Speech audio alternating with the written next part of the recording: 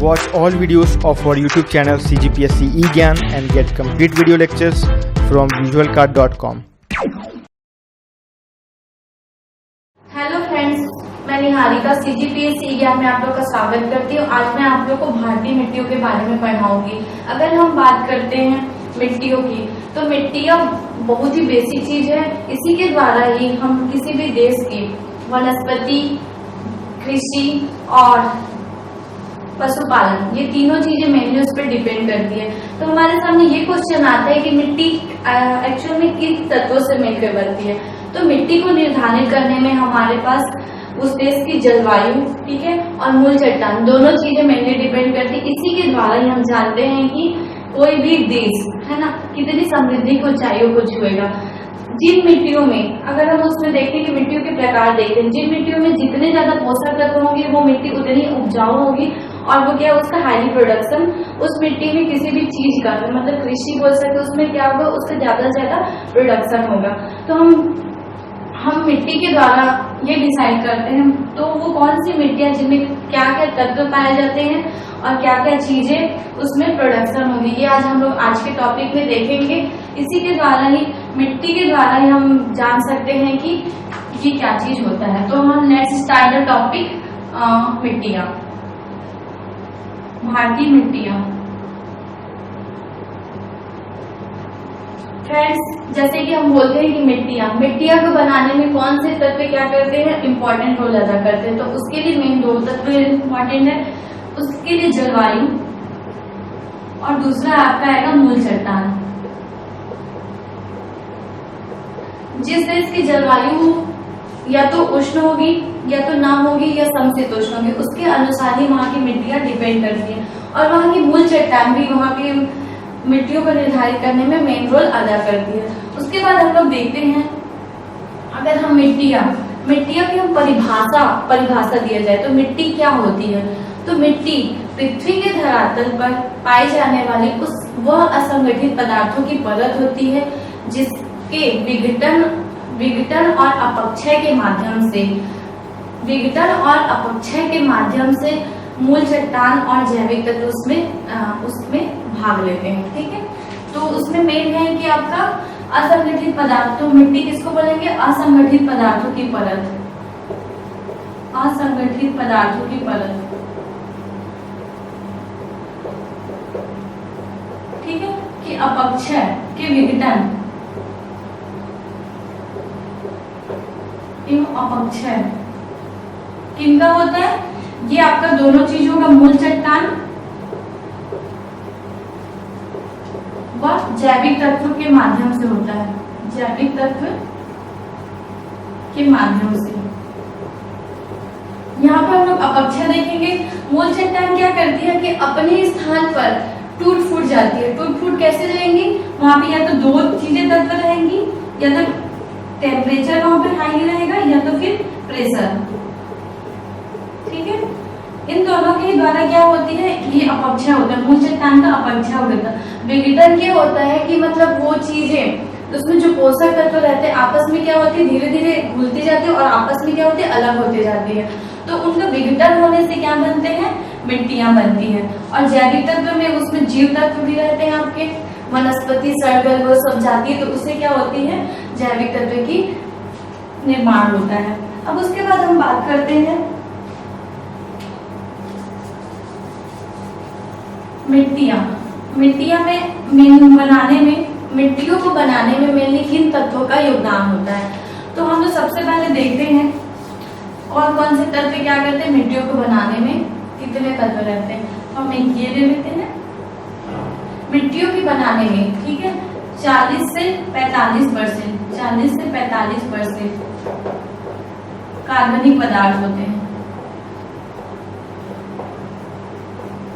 ठीक है, जिसमें से 25% जल होते हैं,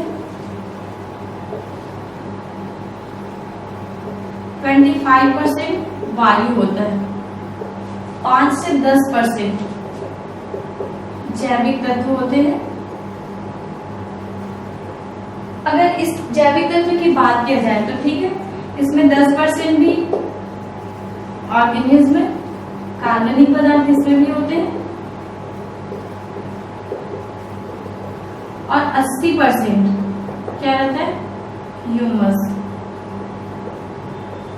और 10% किसमें जाता है, रूट में जाता है। रूट मतलब कि जड़ों में।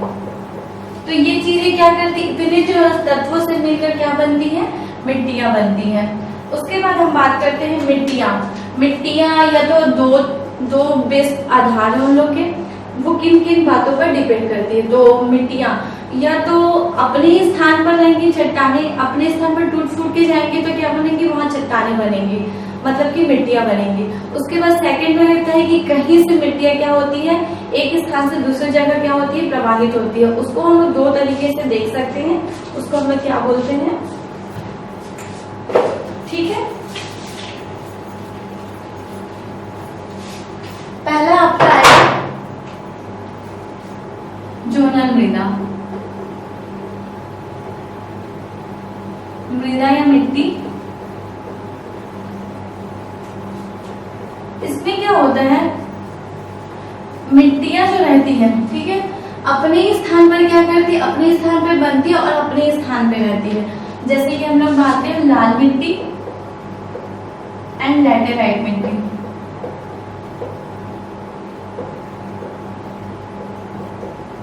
इसी को हम लोग बोल सकते हैं, इसी का दूसरा नाम है आपका अवशिष्ट मृदा। अवशिष्ट का मतलब क्या होता है, बचा हुआ, ठीक है। अब इसको जोनल में देगा या ऑप्शन में आपको जोनल देगा या तो फिर अवशिष्ट मृदा, तो दोनों के नाम क्या चीज है, आपका सेम है। सेकेंड आप लोग देखते हैं परिवहनी मृदा।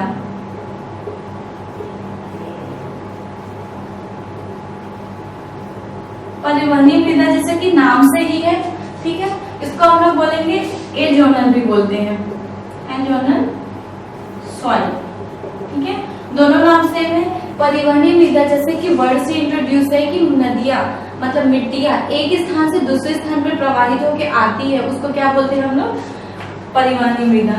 जैसे कि हम लोग बात करते हैं हिमालय का जोन आता है, ठीक है। अब यहाँ से विभिन्न प्रकार की क्या होती है, नदियां निकलती है। नदियां निकलती मतलब अपने साथ क्या लाएंगी, जलोढ़ लाएंगी और साथ कंकड़ पत्थर बालू ये सारी चीजें अपने साथ लाती है।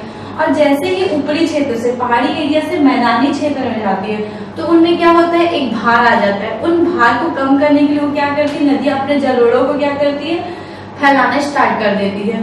तो ये वाला जो जोन है मैदानी एरिया, ये पूरा किस में आता है आपका, उस तरह के मृदा में आती है, ठीक है।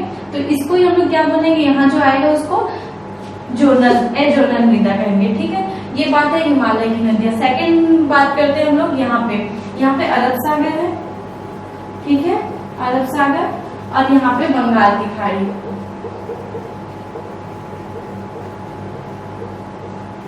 अरब सागर में क्या होता है, लहरें आती हैं, तो ये लहरें आती है फिर जाती है, तो अपने साथ क्या करती है, वो रेत वगैरह रहती है, वो किनारे जो तटवर्ती एरिया ये वाला, ठीक है, ये वाला एरिया में क्या करती है, जमा करती है। इसलिए तो यहाँ पे ये तटवर्ती मैदान है, ठीक है, इसको पश्चिमी तटवर्ती मैदान कहते हैं। तो एक तरह से क्या हुआ, ये नदियां क्या की, यहाँ से यहाँ तक जो लाने उसको परिवहनी तो की ना, तो ये वाला जो तटीय एरिया में आता है, तो ये सारी चीजों को हम लोग क्या करते हैं, परिवहनी मृदा या तो क्या बोलेंगे, परिवहनी मृदा, एजोनल मृदा। इसका बेस्ट एग्जाम है जलोढ़ मिट्टी, ठीक है। और इसको जोनल मृदा को हम लोग एक और नाम से जानते हैं, इसको इनसीट बोलते हैं, इनसीटू। तो आपको एग्जाम में अगर इनसीटू दे तो आप लोग को घबराने की जरूरत नहीं है, वो कौन सी मृदा है, अवशिष्ट मृदा ही है, और वो कौन सी ये तो आप जान ही रहे हो, और ये जोनल मृदा देगा। तो आज जोनल मृदा में भी आप लोग को कंफ्यूज नहीं होना है, यही सारी चीजें बेसिक चीजें हैं। उसके बाद हम लोग बात करते हैं, ये हो गया। अब मिट्टियां, ठीक है, अगर मिट्टियां, कौन सी मिट्टियां कैसे क्या, ह्यूमस मतलब मिट्टियां में कैसे उपजाऊ पर रहेगा, कौन से तत्व ज्यादा होते हैं। तो हम लोग जब बात करते हैं, जैसे कि हम लोग बचपन से पढ़ते आ रहे हैं कि मिट्टियों में ह्यूमस की मात्रा होती है, तो क्या होती है, उपजाऊ रहती है। ह्यूमस कैसे आएंगे, ये तो वनस्पति सड़ गल जाती है, तो उसके द्वारा ह्यूमस तत्व की अधिकता होती है। तो हर एक जगह पे क्या होती है, ह्यूमस की मात्रा ज्यादा नहीं होती है, और वो क्या करती है, अगर वो उपजाऊ क्षेत्र भी रहे तो एक समय के बाद क्या हो जाती है, उसकी ह्यूमस जो क्षमता रहती है वो धीरे धीरे कम हो जाती है, ठीक है। तो अब हम बात करते हैं कि किन तत्वों के द्वारा मृदा की जो ह्यूमस या फिर उसके जो इम्पोर्टेंट रोल है वो रहेंगे। जैसे कि हम लोग देखते हैं, अगर किसी मिट्टी में, ठीक है, किसी मिट्टी में अगर चूना पत्थर की मात्रा ज्यादा होगी, ठीक है, तो क्या प्रभाव पड़ेगा? अगर चूना मिट्टी अधिक होगा तो मिट्टी कैसी होगी? अनुपजाऊ होगी। अगर चूना पत्थर की मात्रा कम हुई तो मिट्टी कैसे होगी? उपजाऊ। तो इस तरह से हम कह सकते हैं कि किसी भी मिट्टी में, ठीक है, चूना पत्थर की मात्रा कम होगी, उसी के द्वारा क्या होती है? वो उपजाऊ होगी। उसके बाद हम लोग बात करते हैं नाइट्रोजन की, ठीक है। नाइट्रोजन क्या करती है? अगर हम लोग इसको देखें, नाइट्रोजन की मात्रा अगर कम होगी, अधिक होगी तो क्या होगी? नाइट्रोजन की मात्रा अधिक होगी तो वो उपजाऊ होती है मिट्टी, और नाइट्रोजन की मात्रा कम होती है तो मिट्टी कैसी होगी? अनुपजाऊ। ठीक है। इसी सेंस में अगर हम लोग देखते हैं ह्यूमस की मात्रा, तो सेम यही है। अगर मिट्टी में ह्यूमस की मात्रा क्या होगी? अधिक होगी तो मिट्टी उतने ही क्या होगा? उपजाऊ होगा, ठीक है। और उसके बाद हम लोग देखते हैं कि मिट्टी कम ह्यूमस की मात्रा होगी तो क्या होगा? अनुपजाऊ होगा। उसके बाद एक और तत्व आता है लवणता। लवणता मतलब कि उस जगह पे, ठीक है, मतलब वो लवड़ी है या छाली, ये डिपेंड करता है। तो अगर मिट्टी में लवणता की मात्रा अधिक होगी तब क्या होगा? तो सेम वही है, अगर मिट्टी ज्यादा लवणता होगी, ठीक है, अधिक लवण होगी तो मिट्टी कम उपजाऊ होती है, मतलब कि अनुपजाऊ होगी। अगर लवणता की मात्रा कम है तो मिट्टी क्या होगी? उपजाऊ। इस तरह से हम देख सकते हैं कि हमारी मिट्टियों में नाइट्रोजन अधिक होना चाहिए, ह्यूमस की मात्रा अधिक होनी चाहिए, उसी मात्रा में चूना पत्थर व लवणता उसकी क्या होनी चाहिए? कम होनी चाहिए। इसके द्वारा ही क्या करेंगे? मिट्टियों का निर्धारण होता है। उसके बाद हम लोग बात करते हैं मिट्टी के प्रकार, जो बहुत ही इम्पोर्टेंट है। ये बेसिक चीजें हैं जो आप लोग को समझ में आ जानी चाहिए और आएंगी भी। तो मिट्टियों के प्रकार को हम लोग मेनली रूप से डिवाइड करते हैं। तो इसके प्रकार को भारतीय मिट्टी अनुसंधान केंद्र,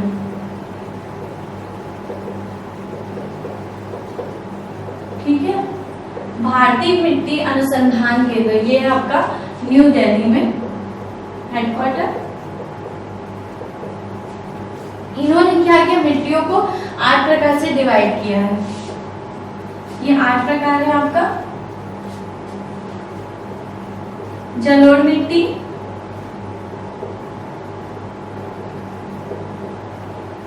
काली मिट्टी, लाल मिट्टी, लैटेराइट मिट्टी,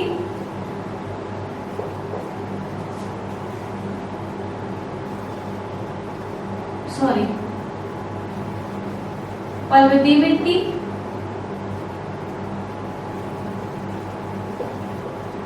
मरुस्थलीय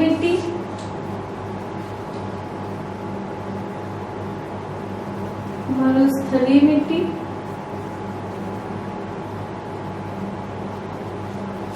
उसके बाद आपका आएगा 1 2 3 4 5 6 7 में आपका आएगा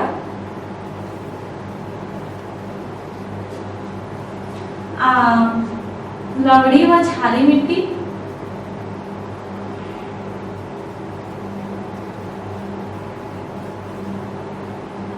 उसके बाद दलदली व पीट मिट्टी,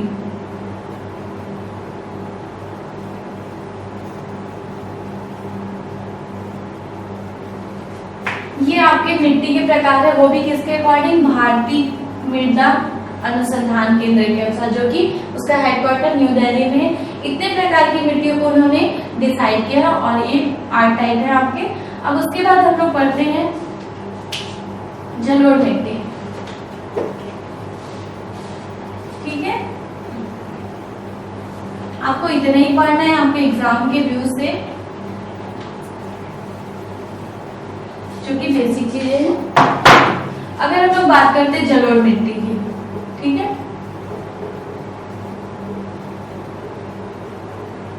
इसका विस्तार है पूरे भारत में बोला जाए तो सबसे ज्यादा विस्तारित कौन सा है? जलोढ़ मिट्टी है। 43.2% क्या चीज है यहाँ पे पूरे भारत में जलोढ़ मिट्टी का विस्तार है। उसके बाद देखते हैं कि जलोढ़ मिट्टी, उसके अलावा 5 लाख वर्ग किलोमीटर, 5 लाख वर्ग किलोमीटर एरिया में क्या चीज है? ये विस्तारित है ना। जलोढ़ मिट्टी का पहले निर्माण कैसे हुआ था? तो आपको मैं फिर से एक्सप्लेन कर देती हूँ। यहाँ पे आपका हिमालय है, ठीक है, हिमालय से जैसे कि आप जानते हैं यहाँ से निकलने वाली नदियाँ, ठीक है, जनरली बहुत सारी नदियों का ओरिजिन कहाँ तो होता है? हिमालय पर्वत से। तो हिमालय की नदियाँ धीरे धीरे क्या हुई? प्रवाहित होते हुए कहाँ पे नीचे उतरती है, ठीक है। तो यहाँ पे क्या करती? मैदानी क्षेत्र में उतरती है, तो अपने साथ क्या लाती? बहुत सारे कंकड़, बालू, पत्थर, जिसको हम लोग अवसाद या जलोढ़ कह सकते हैं। तो इन्हीं जलोढ़ों को क्या करती है? इस एरिया में बिछा देती है। तो ये जो एरिया है ना, तो ये क्या करते हैं? वही गंगा का जो मैदान है वो पूरे जलोढ़ एरिया में आता है। तो हम लोग देखते हैं जलोढ़ मृदा, ठीक है। जलोढ़ मिट्टी को हम लोग 2 तरीके से देख सकते हैं। पहला आपका आएगा बांगर और खादर। ये एग्जाम की दृष्टि से बहुत ही इंपॉर्टेंट है, बांगर व खादर। खादर मतलब कि खाद से आप समझ सकते हो, खाद मतलब अगर किसी भी मिट्टी में हम लोग खाद डालते हैं तो क्या होती है? ज्यादा उपजाऊ होती है। तो उससे हम समझ सकते हैं कि बांगर की अपेक्षा खादर क्या है? सबसे उपजाऊ है। ये इसकी बांगर क्या होता है? जब नदियां, ठीक है, मतलब कि नदियां नीचे मैदानी एरिया में उतरती है तो अपने साथ जो कंकड़ पत्थर लाई रहती है, ठीक है, तो क्या करती है? वो कंकड़ पत्थर को बिछाते जाती है। तो उसको हम लोग 1 by 1 पढ़ेंगे कि क्या चीज होता है। और अगर मैदानी एरिया में उतरती है तो धीरे धीरे क्या होती है? वो अंतिम रूप से किसमें? सागर में मिल जाती है। तो सागर में मिलने से पहले वो तो डेल्टा का निर्माण करेंगे और उससे पहले क्या करेंगे? अपने जलोढ़ों को बिछा के रखेंगे। तो उसमें ये आता है आपका बांगर व खादर। तो पहले स्टेप में आपका आएगा बांगर। जब नदियां उतरती है तो ये कैसा रहता है? कंकड़ कैसे होंगे? मोटे रहेंगे, ठीक है। और इसमें क्या होगा? बारीक मिट्टी होगी, क्योंकि ये नदियां क्या हो रही है? सागर में मिलने से पूर्व क्या बना रही? खादर बना रही है। तो यहाँ पे नदियां का जब वहां पे जलोढ़ बिछा देती तो नदियां क्या करती है? अपने लहरों को लाती फिर ले जाती है। तो ठीक है, तो यहाँ तक क्या आती? लहरें आती रह जाती है, तो उसका जो जलोढ़ है तो उसको ले जाती फिर से वापस रख देती, तो नई जलोढ़ का निर्माण होता है। अगर नई जलोढ़ का निर्माण होगा तो वो क्षेत्र कैसा रहेगा? हमेशा उपजाऊ रहेगा, ठीक है। और बाढ़ का पानी यहाँ तक पहुंचता है, ये भी मान है।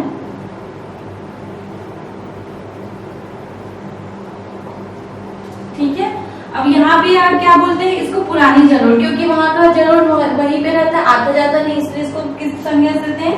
पुरानी जलोढ़ कहा जाता है। और यहाँ बाढ़ का पानी नहीं पहुंचता है।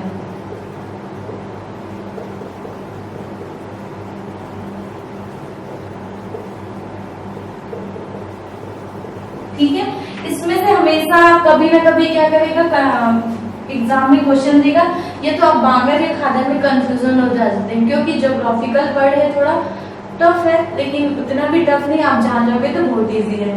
तो बांगर व खादर में इसमें क्वेश्चन यही पूछता है कि पुरानी जलोढ़ के नाम से किसको जाना जाता है? तो बांगर को नाम से जाना जाता है। नई जलोढ़ को क्या बोला जाता है? तो खादर। तो दोनों में से उपजाऊ कौन सा होता है? ये क्वेश्चन आता है। तो आपका दोनों में से उपजाऊ कौन रहेगा? ऑफकोर्स खादर रहेगा। और बांगर कम उपजाऊ रहता है। क्यों रहता है? तो इसका रीजन ये है कि बाढ़ का पानी आता है और चला जाता है, ठीक है। इसका कलर कैसा रहता है? लाइट, ठीक है, लाइट ब्राउन रहता है। इसमें कैल्शियम कार्बोनेट की मात्रा ज्यादा होती है।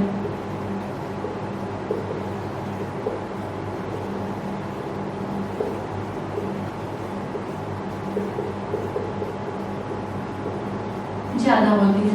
तो ये रहा आपका जलोढ़ मिट्टी में बांगर व खादर। इसके अलावा जलोढ़ मिट्टी की बात करते हैं हम लोग, तो इसको ये दिखने में कैसा कलर रहती है? जलोढ़ मिट्टी काली व भूरी मिट्टी रहते हैं। इसको एक और नाम से जाना जाता है, इसको भूर मिट्टी भी कहते हैं।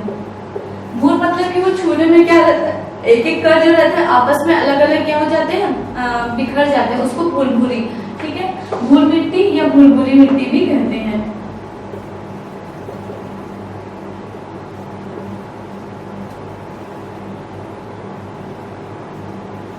और सबसे ज्यादा उपजाऊपन कौन सा रहता है? ये जलोढ़ मिट्टी रहती है, अत्यधिक उपजाऊ होती है।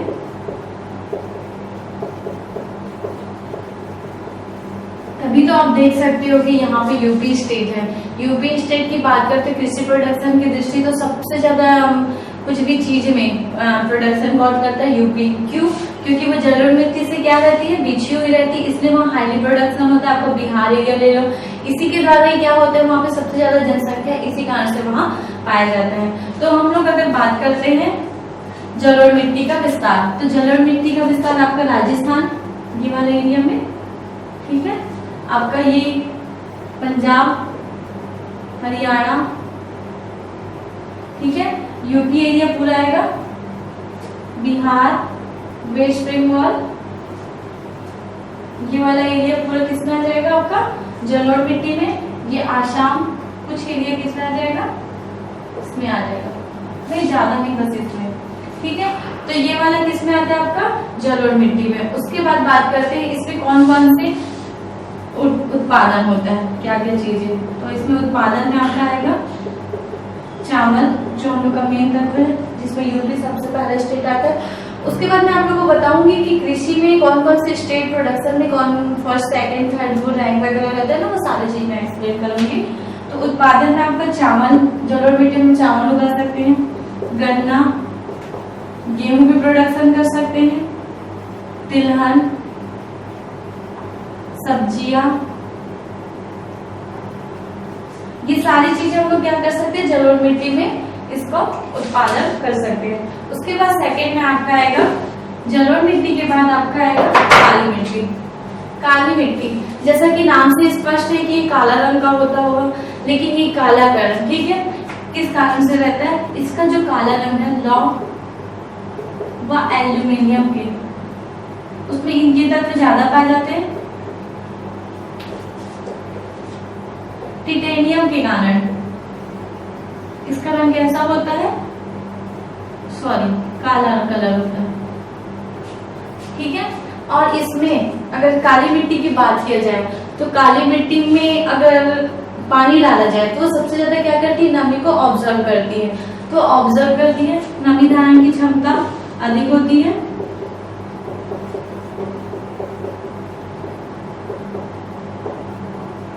क्योंकि उसमें सोडियम की मात्रा क्या होती है, ज्यादा होती है, इसलिए उसमें मतलब नमी या पानी धारण की क्षमता ज्यादा होती है, ठीक है। तो इसमें पैटर्न क्वेश्चन एक ही बनता है, मतलब बहुत सारे बनते हैं, लेकिन इसमें मेनली जो है किन तत्वों के कारण ही काली मिट्टी का रंग काला दिखता है। तो लौह और एल्यूमिनियम के टिटेनियम के कारण क्या दिखता है उसका काला। तो ये मेनली ये वाला है, ठीक है। नमी धारण की क्षमता क्यों होती है, तो क्यों होती है, अभी बात की हम लोग, सोडियम की मात्रा उसमें ज्यादा होती है, तो क्या करती है वो नमी ज्यादा से ज्यादा ऑब्जर्व करती है। उसके बाद आपका आएगा इसका निर्माण, ठीक है, लावा निर्मित होने के कारण। लावा निर्मित होने के कारण क्या हुआ, इसका निर्माण हुआ कौन सी काल में, इसका क्रिटेशियस काल में। ये भी क्या होती है, ये भी मिट्टी उपजाऊ होती है। लावा निर्माण मतलब कि क्या होगा, वहां पे भूकंप जोन आया होगा, ठीक है। ये आपका सरफेस है, जैसे कि पृथ्वी के अंदर क्या होती है, जो मूल चट्टान वगैरह रहती है वो मेल्ट फॉर्म में रहती है। तो मेल्ट फॉर्म में रहती है तो मैग्मा ही कहलाता है ये, ठीक है। और धीरे धीरे जब उसको एक जोन मिलता है, ठीक है, बाहर निकलने का, वो क्या करता है, मैग्मा पिघली हुई चट्टान का रूप रहता है, पानी रहता है, वो सारी चीजें मैग्मा क्रिएशन करती है। तो उसको एक जोन रहता है, तो जोन से बाहर निकलता है। मान लो ये जोन है, तो ये सारी चीजें क्या रहती है, एक तरह से बाहर निकलती है। तो जो मैग्मा धरती के बाहर निकलते हैं उसको हम लोग किस नाम से जाना जाता है, लावा के नाम से जाना जाता है। लावा में फेरिक ऑक्साइड या नाइट्रोजन, पोटेशियम, ये सारे तत्व ज्यादा होते हैं। तो इन्हीं लावा के निर्माण से किसका निर्माण होता है, काली मिट्टी का निर्माण होता है। कौन सी काल में हुआ, क्रिटेशियस काल में हुआ इसका निर्माण। काली मिट्टी, अगर काली मिट्टी की बात किया जाए तो इसमें नाइट्रोजन, फास्फोरस एंड जैविक तत्व की क्या होती है, कमी होती है। ये जो तीन तत्व हैं, नाइट्रोजन, फास्फोरस एंड जैविक, इन सब की क्या होती है, कमी होती है। और इसमें लौह, चूना, मैग्नीशियम, सोडियम, पोटेशियम, कैल्शियम, इन तत्वों की क्या होती है, अधिकता होती है। इसी कारण से क्या होती है, काली मिट्टी उपजाऊ बन जाती है। अगर इसका विस्तार देखा जाए काली मिट्टी का, तो आपका ये ठीक है, ये गुजरात जोन,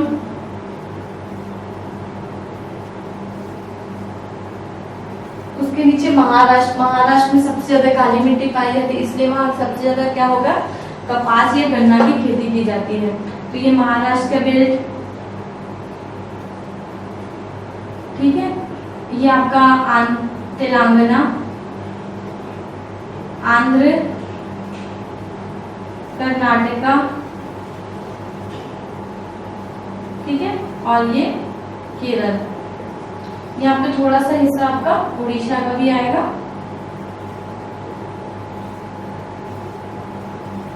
तो ये सारी चीजें क्यों, कौन सी मिट्टी की है, काली मिट्टी की जोन। तो हम इसका एक जोन देखा जाए तो जलोढ़ मिट्टी उत्तरी हिस्से में है, और उसके बाद क्या है, काली मिट्टी का जोन ये जो साउथ में है। ये वाला जोन किस में आता है आपका, काली मिट्टी में आता है। जैसे कि आप लोगों को बता दूं कि भारत एक गोंडवाना काल में, ठीक है, कार्बोनिफेरस काल में क्या हुआ था, अफ्रीका से अलग हुआ। तो एक बेल्ट जोन है, ये वाला जो जोन है लास्ट वाला, ये किस में आता है, भूकंप जोन में आता है। इसलिए यहाँ पे भूकंप या ज्वालामुखी आते रहते हैं, ये इसलिए ये वाला हिस्सा किस में आएगा, काली मिट्टी के क्षेत्र में आएगा। उसके बाद बात करते हैं इसमें कौन कौन से चीजें उगाई जाती है, ठीक है। काली मिट्टी में आपका आएगा गन्ना, कपास, सोयाबीन,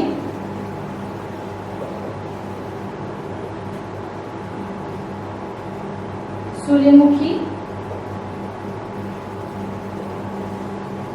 ये सारी चीजें किस में उगाई जाती है, आपका काली मिट्टी में उगाई जाती है। उसके बाद आपका आएगा लाल मिट्टी।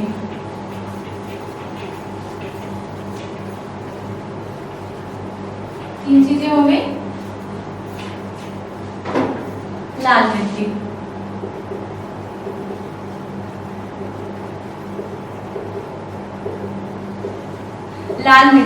लाल मिट्टी का निर्माण किन चट्टानों से हुआ है, तो हम लोग बात करते हैं लाल मिट्टी का निर्माण आग्नेय, या उसी को हम लोग बोलेंगे क्रिस्टलीय, या ये होगा, या उसके बाद रूपांतरित चट्टान, मतलब चट्टान का रूप दूसरे बार चेंज हो जाता है, उसको क्या बोलते हैं, रूपांतरित चट्टान। कि अपक्षयन से बना है। अपक्षय का मतलब यही रहता है कि अपने स्थान पर टूटना फूटना, ठीक है, अपने स्थान पर टूटना फूटना। लाल मिट्टी आग्नेय का क्रिस्टलीय में क्या, रूपांतरित चट्टानों के अपक्षय से होता है। अपक्षय किसको बोलेंगे, अपने स्थान पर टूटना फूटना को बोलता है। और टूटता फूटता कब है, टेम्परेचर और प्रेशर के कारण क्या होता है, ये अपने स्थान पर टूटना फूटता है। तो इसका रंग, ठीक है, लाल मिट्टी का रंग फेरिक ऑक्साइड के कारण, फेरिक ऑक्साइड के कारण क्या होता है, इसका रंग लाल होता है। ठीक है, तो ये इंपॉर्टेंट क्वेश्चन है आपके लिए, वेरी वेरी इंपॉर्टेंट। किन तत्वों, किसके कारण क्या होता है लाल मिट्टी का रंग लाल होता है, तो फेरिक ऑक्साइड के कारण होता है।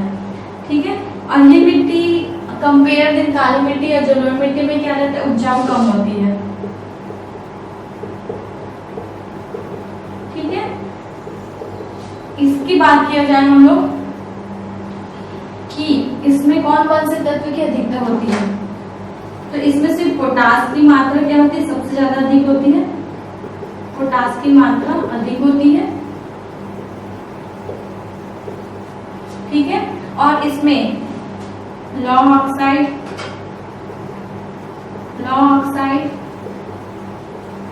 चूना पत्थर,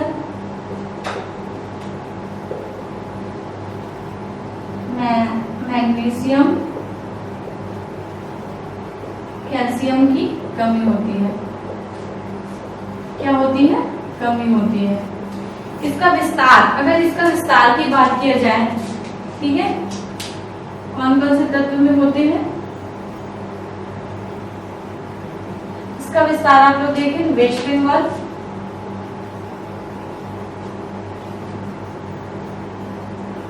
लाल मिट्टी, वेस्ट बंगाल में यहाँ पे आपका हिस्सा आएगा पश्चिमी तमिलनाडु, यहाँ पे क्या पाई जाएगी आपकी लाल मिट्टी। ठीक है, महाराष्ट्र का दक्षिणी बेल्ट जो है यहाँ पे क्या पाया जाएगा आपका लाल मिट्टी। ठीक है, गुजरात का कुछ हिस्सा, ये एमपी का हिस्सा। ठीक है, ये आपका आएगा कर्नाटक का भी हिस्सा, किसमें आएगा आपका लाल मिट्टी में। छत्तीसगढ़, ये बेल्ट भी किसमें आएगा आपका लाल मिट्टी में। यहाँ पे आपका आएगा छोटा नागपुर का पठार। ठीक है, प्लेटो ऑफ छोटा नागपुर का पठार, तो छोटा नागपुर के पठार में भी क्या चीज आएगा आपका लाल मिट्टी। ये स्टेट, ये वाला एरिया जो आएगा ना, सॉरी ये वाला झारखंड, ये थोड़ा हिस्सा, और आप इतने हिस्से में क्या किया जाता है लाल मिट्टी का विस्तार किया जाता है, विस्तार पाया जाता है। इतनी तत्व की अधिकता होगी। लाल मिट्टी में आपका जनरली मोटे अनाज वगैरह है ना, ये ज्यादा पाया जाता है। उसके बाद आप पढ़ते हैं हम लोग लैटेराइट मिट्टी।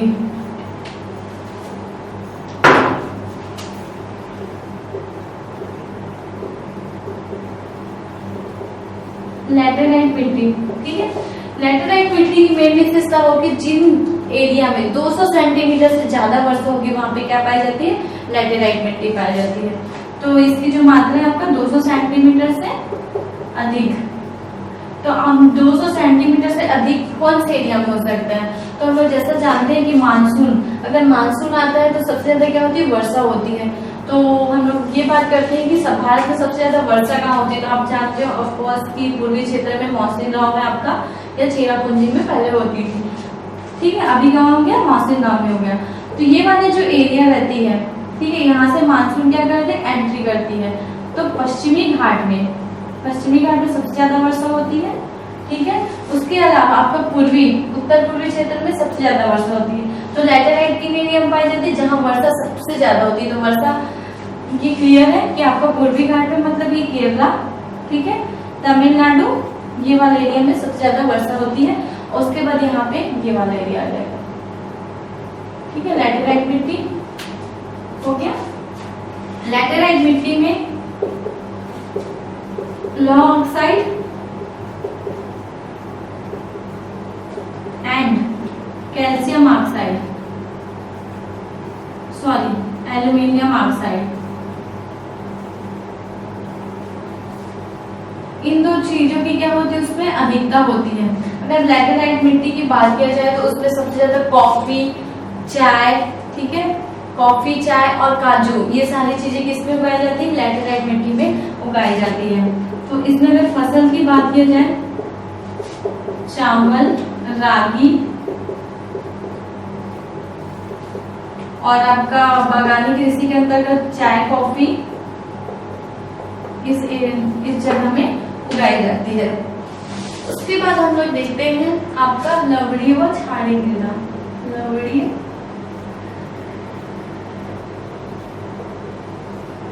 क्षारीय मिट्टी, लवणीय व क्षारीय मिट्टी, इसका मेनली विस्तार आपका आएगा ये राजस्थान। ठीक है, यहाँ पे क्या रहता है, सबसे ज्यादा लवणीय मिट्टी पाया जाता है। ठीक है, आपका हरियाणा, पंजाब, यूपी हो गया, देन महाराष्ट्र, इन सारे हिस्से में क्या पाया जाता है आपका लवणीय व क्षारीय मिट्टी। ठीक है, इसमें कैल्शियम व नाइट्रोजन की कमी होती है। कैल्शियम एंड नाइट्रोजन की क्या होती है, इसमें कमी होती है। अगर इसमें क्वेश्चन पूछेगा तो कौन से तत्व की अधिकता होती है, कौन से तत्व की कमी होती है, तो आप बता देंगे। ठीक है, इसमें कैल्शियम और नाइट्रोजन की क्या होती है, कमी होती है। उसके अलावा इसमें लवणीय, ठीक है, मैग्नीशियम,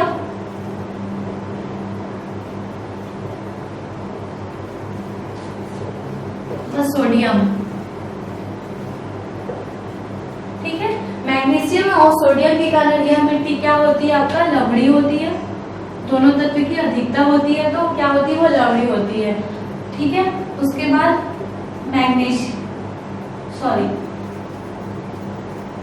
आपका आएगा इसमें पोटेशियम एंड पोटेशियम के कारण इसमें क्या होती है, क्षारीय होती है। नेक्स्ट हम लोग का मिट्टी है लवणीय व क्षारीय मिट्टी।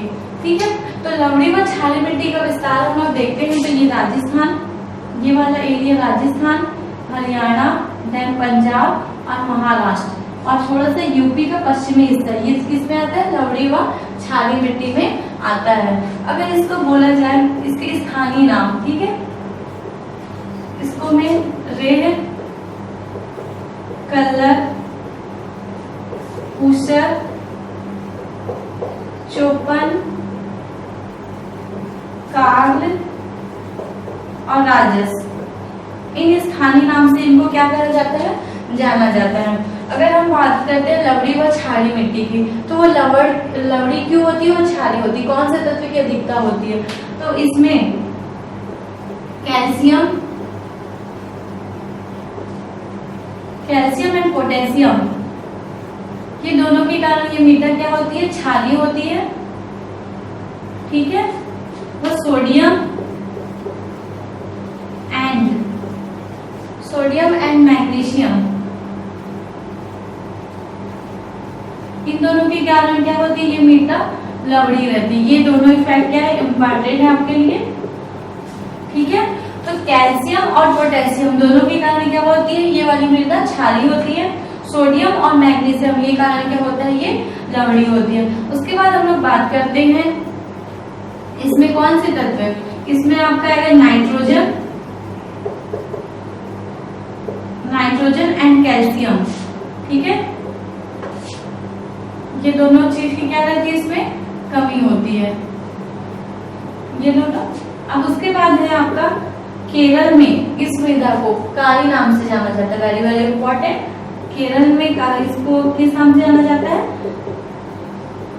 कारी नाम से जाना जाता है। ये जो मिट्टियां रहती उपजाऊ नहीं होती है, बट हम इसको उपजाऊ में ला सकते कुछ और तत्व मिलाकर। तो हम इसमें चूना एंड जिप्सम मिलाकर, दोनों को क्या मिला के क्या मतलब इन मिट्टी में फसल उगाया जा सकता है या उपजाऊ बनाया जा सकता है, या अन्य लवण रोधी पौधे जिसमें लवण की मात्रा क्या हो, अधिक हो, तो उसमें आपका आएगा गन्ना एंड चावल। ठीक है, गन्ना एवं चावल उगाकर भी इसमें क्या कर सकते हैं, इनमें क्या कर सकते हैं, उत्पादन दिया जा सकता है। अगर ये तत्व तो मिला दिया जाए तो उनमें चावल,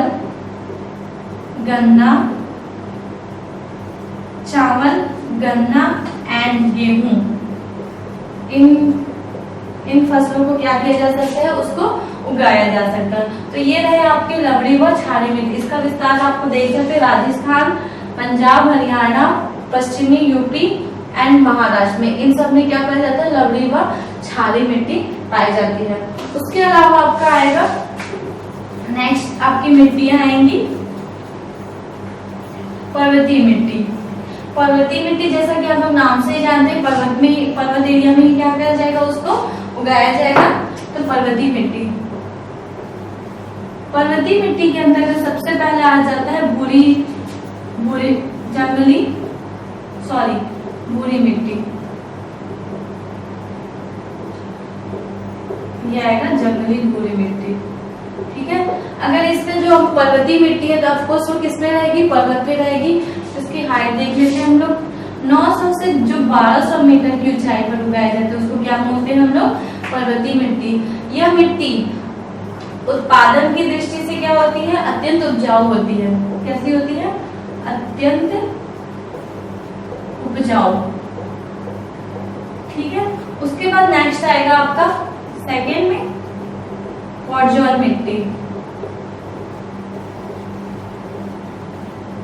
ठीक है, इसकी हाइट आपका 1800 मीटर की ऊंचाई पर क्या पाई जाती है, पॉडजोर मिट्टी पाई जाती है। ये नुकीली वन होते हैं।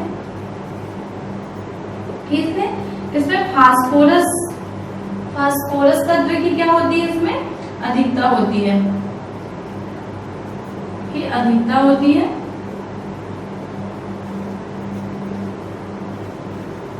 उसके अलावा आपका आएगा यहाँ, ये है नेक्स्ट आपका आएगा अल्पाइन वन।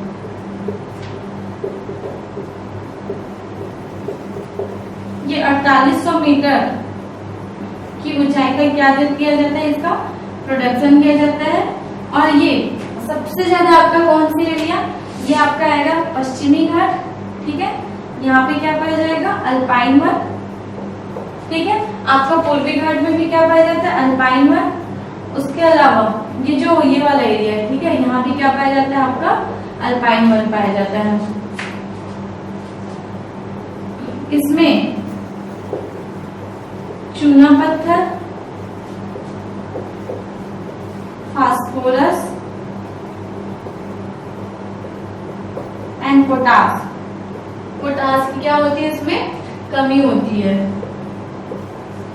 इसमें चाय, कॉफी, मकानी खेती में क्या आएगा, चाय, कॉफी और मसाले, चाय, कॉफी एंड मसालों का क्या किया जाता है, प्रोडक्शन किया जाता है।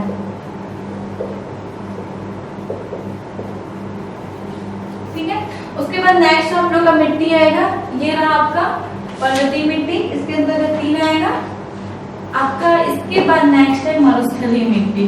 मरुस्थलीय मिट्टी मतलब कि क्या होगा, ये मरुस्थलीय एरिया में जहाँ की टेम्परेचर अधिक हो और नमी की मात्रा क्या हो, कम हो, उसको हम लोग क्या बोलेंगे, मरुस्थलीय मिट्टी। जैसे कि भारत में अगर मरुस्थलीय मिट्टी की बात किया जाए तो वो कहाँ आएगा, राजस्थान एरिया में, मतलब भारत का पश्चिमी एरिया। ठीक है, तो मरुस्थलीय मिट्टी नेक्स्ट आपका रहेगा। इसको ये सेकंड लास्ट में कह सकते हैं हम लोग, मरुस्थलीय मिट्टी। ठीक है, अगर मरुस्थल की बात की जाए तो ये आएगा आपका राजस्थान का संपूर्ण एरिया है ना, हरियाणा और पश्चिम या दक्षिण पंजाब, ये सारे एरिया किसमें आएंगे, मरुस्थलीय एरिया में आएंगे। तो मरुस्थलीय एरिया में यहाँ पर पोषक तत्वों की मात्रा क्या होगी, अधिक होगी। और यहाँ पे लवण से जो भी तत्व रहेंगे वो आपस में क्या होंगे, लवण मतलब घुलनशील होंगे, मतलब ऊपर में क्या होंगे, तत्व नहीं होंगे। तो ये रहेगा 8% से भी कम खनिज की मात्रा कम होती है। 8% से भी खनिज की मात्रा क्या होती है, कम होती है। नेक्स्ट में आपका आएगा यहाँ हम लोग मरुस्थलीय मिट्टी में क्या होती है, घुलनशील तत्वों की मात्रा अधिक होती है। जो भी तत्व रहते हैं घुल के आपस नीचे चले जाते हैं। ठीक है, घुलनशील तत्व अधिक होते हैं। मरुस्थलीय मिट्टी में आप क्या क्या उगा सकते हैं, अगर उसमें पोषक तत्व मिलाया जाए तो आप मोटे अनाज, ज्वार, बाजरा, ये सब आप इजीली ले सकते हो राजस्थान मरुस्थलीय मिट्टी में। इसमें क्या होता है, फास्फोरस तत्व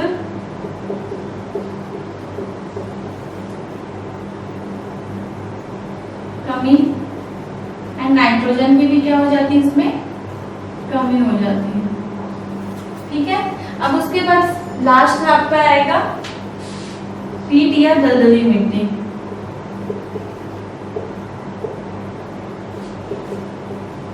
इसका कलर लाल भूरा कलर का होता है। रंग कैसा होता है इसका, लाल भूरा। मेनली हमको इस 3 नाम से जाना जाता है। दलदली मिट्टी को हम लोग बोलेंगे, इसी को हम लोग बोलते हैं ज्वारी वनस्पति, एंड इसी को हम लोग बोलेंगे डेल्टाई वनस्पति। ठीक है, ये मिलने का मेन रीजन है, यहाँ पे आपका वेस्ट बंगाल में गंगा नदी जब बंगाल की खाड़ी में गिरने वाली रहती है तो एक डेल्टा का निर्माण करती है। उसको नाम जो वर्ल्ड में बहुत फेमस है, वो उसका नाम है सुंदरवन डेल्टा। ठीक है, ये जो एरिया रहता है सुंदरवन डेल्टा एक दलदली एरिया रहता है। ठीक है, वहां पे इस प्रकार की क्या पाई जाती है, पीट व दलदली मिट्टी यहाँ पाई जाती है। उन्हीं वनों में सबसे ज्यादा क्या रहता है, उच्च क्वालिटी वाला बोल सकते हैं ज्वारी वन होता है। इन्हीं ज्वारी वन में क्या किया जाता है, उसका प्रोडक्शन किया जाता है। उसके बाद आपका आएगा, अगर हम लोग नदी का मतलब मिट्टी का पीएच मान देखें, पीएच मान देखें मिट्टी का, तो अगर वो मिट्टी का पीएच मान 0 है, ठीक है, तो मतलब वो क्या होगा, उदासीन होगा। पीएच वैल्यू में अगर पीएच वैल्यू 7 से ज्यादा है तो मिट्टी कैसी होगी, क्षारीय होगी। और पीएच वैल्यू 7 से ज्यादा होगा, 7 से कम होगा तो क्या होगा, अम्लीय होगी। ठीक है, तो इसमें सबसे देखते हैं कि कौन सी मिट्टी का सबसे ज्यादा मतलब क्या चीज ज्यादा है। उसके बाद हम लोग देखते हैं कि मिट्टी का पीएच मान, मिट्टी का पीएच मान कितना होता है। तो अगर हम पीएच मान की वैल्यू बात करें तो पीएच वैल्यू अगर 0 होगी तो वो क्या होगा, उदासीन होगा। ठीक है, अगर पीएच वैल्यू 7 से क्या होगी, ज्यादा होगी तो वो मिट्टी कैसी होगी, क्षारीय होगी। ठीक है, और उसके बाद पीएच वैल्यू क्या होगी, 7 से कम होगी तो वो क्या कहलाएगी, अम्लीय कहलाएगी। ठीक है, ये बेसिक चीजें हैं। अब हम देखते हैं कि कौन सी मिट्टी का पीएच मान कितना होता है। तो सबसे ज्यादा पीएच मान आपका होगा ग्रे या भूरी मिट्टी का। ठीक है, इसका पीएच वैल्यू सबसे ज्यादा होता है आपका 7.4 से 8.5 तक क्या होता है, ग्रे और भूरी मिट्टी का पीएच मान होता है। उसके बाद सेकंड है आपका मरुस्थलीय मिट्टी। ठीक है, इसका पीएच वैल्यू 7.5 से 8.4 तक पीएच वैल्यू इसका होता है। और थर्ड में आपका आएगा जलोढ़ मिट्टी एंड काली मिट्टी। इन दोनों का सेम पीएच मान वैल्यू होता है 7.6 से 8.5 तक। अब हम लोग मिट्टी के पीएच मान की वैल्यू जानते हैं। तो पीएच मान अगर 0 होगा तो वो मिट्टी उदासीन होगी। पीएच मान 7 से अगर ज्यादा होगा तो वो मिट्टी कैसी होगी, क्षारीय होगी। उसके बाद पीएच वैल्यू, ठीक है, 7 से कम होगा तो वो मिट्टी कैसी होगी, क्या होगी, अम्लीय होगी। उसके बाद हम देखते हैं कि कौन सी मिट्टी में किस मिट्टी में पीएच मान किस प्रकार का होता है। तो सबसे पहले सबसे ज्यादा अगर आप बात करते हैं पीएच मान की, तो ग्रे व भूरी मिट्टी, ग्रे एंड भूरी मिट्टी का पीएच वैल्यू सबसे ज्यादा होता है 7.6 से 8.5 तक। ठीक है, उसके बाद आपका आता है मरुस्थलीय मिट्टी। सेकंड आएगा मरुस्थलीय मिट्टी। ये आपका आएगा 7.6 से 8.4 तक इसका पीएच वैल्यू होता है। और थर्ड में आपका आएगा जलोढ़ मिट्टी, जलोढ़ मिट्टी या फिर आपका काली मिट्टी। इन दोनों का पीएच वैल्यू क्या रहेगा 6.5 से 8.4 तक होता है। और उसके बाद आपका आएगा चौथा पर्वतीय मिट्टी। पर्वतीय मिट्टी का पीएच वैल्यू 6.5 से 7.5 तक होता है और सबसे कम होता है आपका लैटेराइट मिट्टी। लैटेराइट मिट्टी इसका पीएच मान आपका रहता है 5.5 से भी कम होता है। ठीक है, इट मीन्स क्या है, ये लैटेराइट मिट्टी अम्लीय है। अब हम लोग बात करते हैं, ये तो मिट्टी का पीएच मान है, लेकिन मिट्टी में क्या करते हैं, वनस्पति या ग्रोथ करते हैं। तो हमारे सामने ये आता है कि ऐसा कौन सा पीएच मान है जिसमें पौधा ज्यादा से ज्यादा क्या होते हैं, ग्रोथ करते हैं। तो उसका वैल्यू आपका आएगा 5.5 से